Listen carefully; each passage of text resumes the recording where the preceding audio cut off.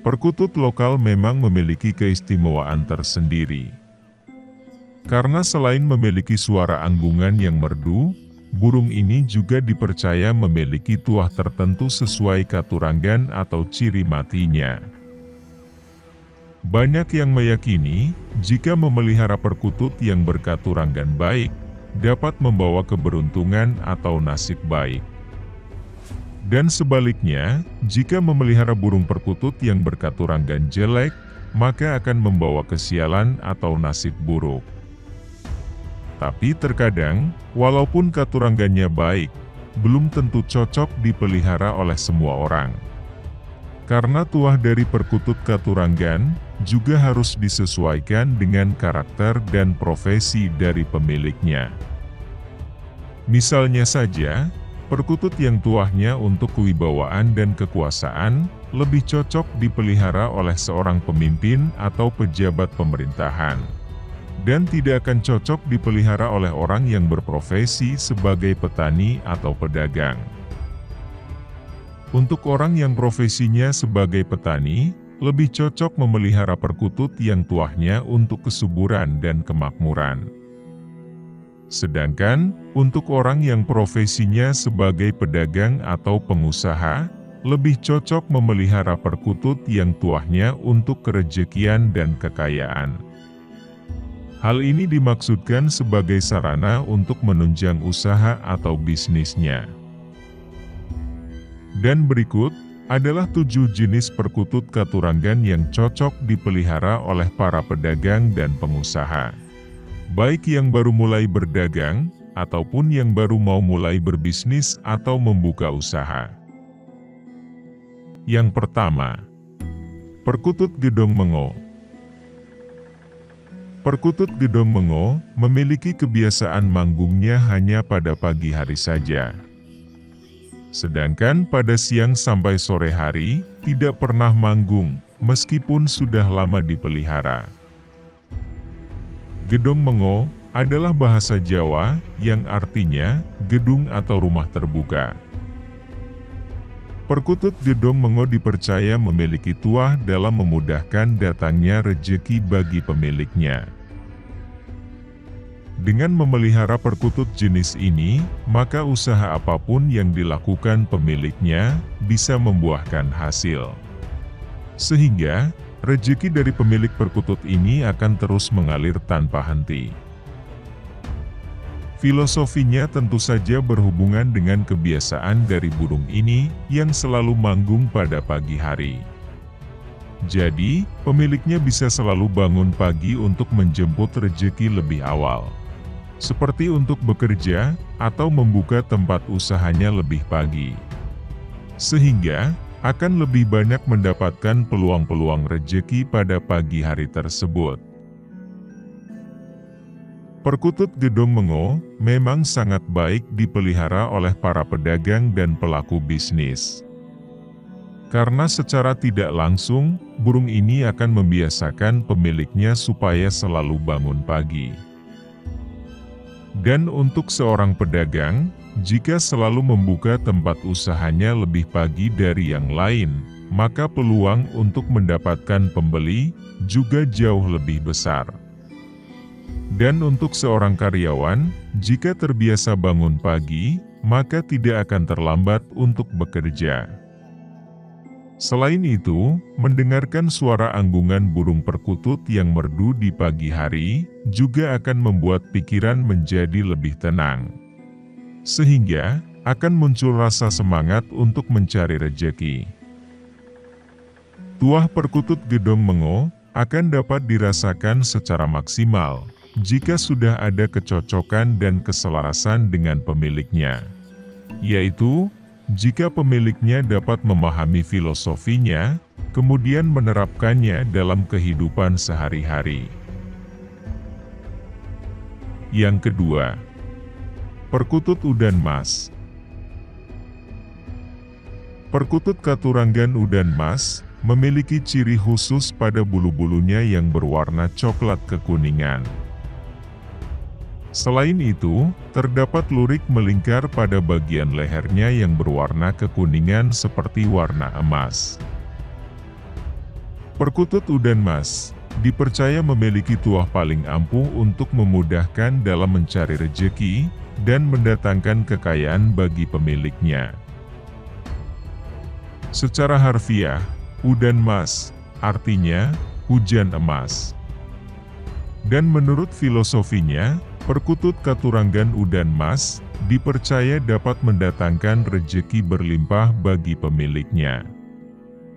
Hal ini diibaratkan seperti mendapat hujan emas. Selain itu, perkutut udan mas juga memiliki makna sebagai pitutur atau wejangan tersirat. Agar pemilik perkutut ini bisa menjadi manusia yang bermanfaat bagi sesama, layaknya air hujan, yang memberikan kesejukan dan kehidupan di muka bumi. Dan dengan menjadi manusia yang bermanfaat bagi sesama, maka keberkahan serta rejeki akan diturunkan kepada pemilik perkutut ini, bagaikan hujan emas dalam kehidupannya. Satu hal yang perlu diingat oleh pemilik perkutut udan mas adalah, jika sudah dikaruniai rejeki yang lebih, maka jangan lupakan untuk bersedekah. Dengan begitu, maka harta yang dimiliki akan menjadi berkah dan semakin bertambah. Yang ketiga, perkutut Sri Tumpuk atau Sri Rejeki. Perkutut Sri Tumpuk memiliki kebiasaan selalu buang kotoran di satu tempat. Sehingga, jika tidak dibersihkan, lama-kelamaan kotorannya akan menumpuk atau menggunung.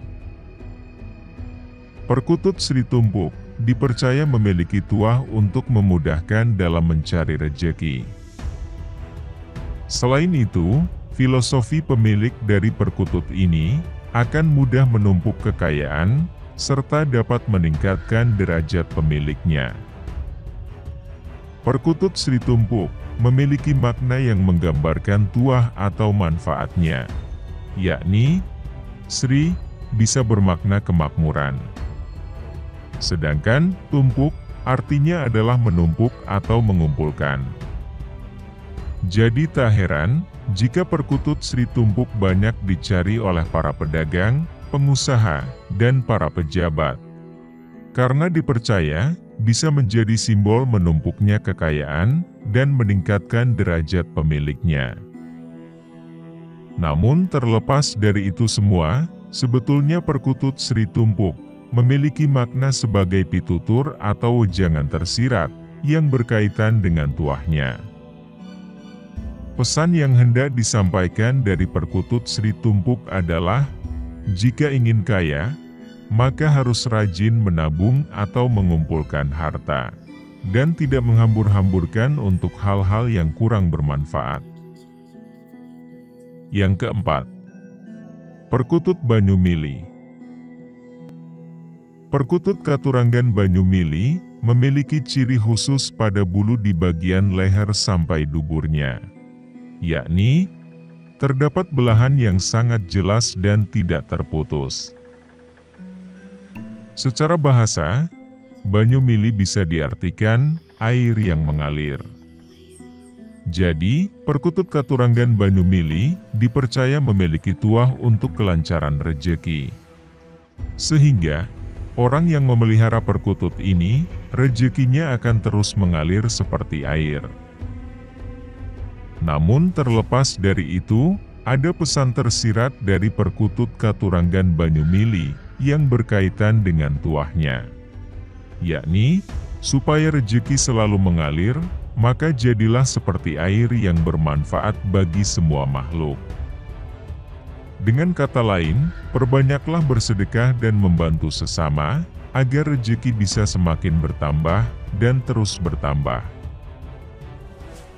Yang kelima, perkutut Rondo Semoyo atau Rondo Tunggudonyo. Perkutut katuranggan Rondo Semoyo memiliki ciri khusus pada bagian selaput kulit di sekitar matanya yang berwarna kekuningan. Secara bahasa, rondo bisa diartikan sebagai janda. Sedangkan tunggu artinya menunggu atau menjaga. dan dunyo artinya harta atau kekayaan.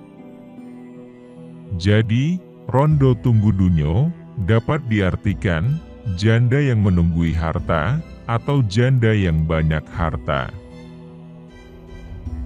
Perkutut Katuranggan Rondo Semoyo atau rondo tunggu dunyo dipercaya memiliki tuah untuk kelancaran dan mendatangkan kekayaan.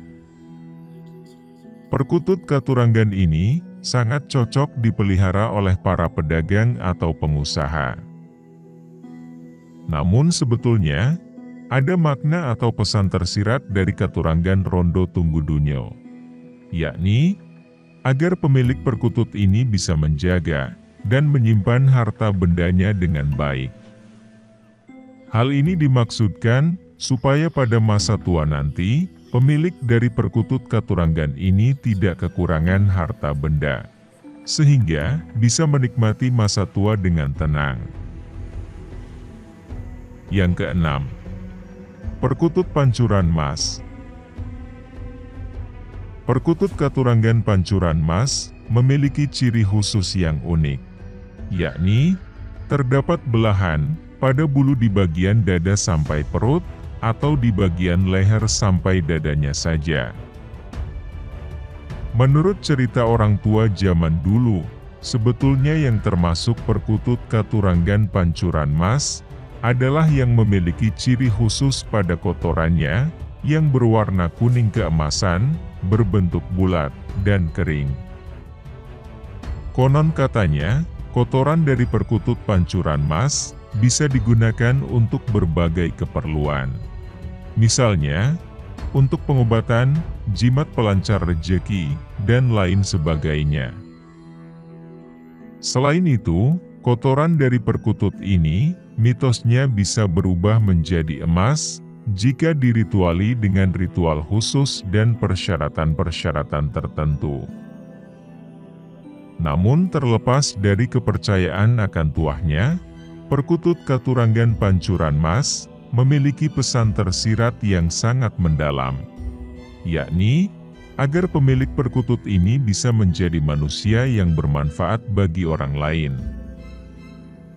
Ibarat pancuran yang selalu mengeluarkan air, maka akan bermanfaat untuk menyuburkan tanaman dan mampu menyegarkan bagi manusia yang mencuci muka karena terlalu lelah bekerja. Itulah filosofi yang tersirat dari perkutut Katuranggan Pancuran Mas ini. Yang ketujuh, perkutut Gedong Minep. Perkutut Gedong Minep memiliki kebiasaan manggung hanya pada sore hari saja menjelang terbenamnya matahari. Sedangkan pada pagi dan siang hari tidak pernah manggung sama sekali. Secara bahasa, Gedong Minep artinya adalah gedung atau rumah yang tertutup. Jadi, perkutut Katuranggan ini dipercaya memiliki tuah untuk ketentraman dan kemakmuran bagi pemiliknya.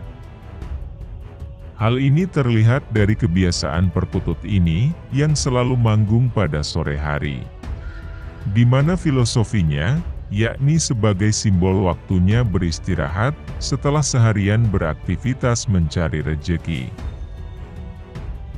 Perkutut Gedong Minep merupakan wejangan tersirat untuk mengingatkan pemiliknya bahwa dalam hidup ini jangan hanya berkutat dengan urusan duniawi saja, tapi juga harus bisa membagi waktu untuk urusan rohani.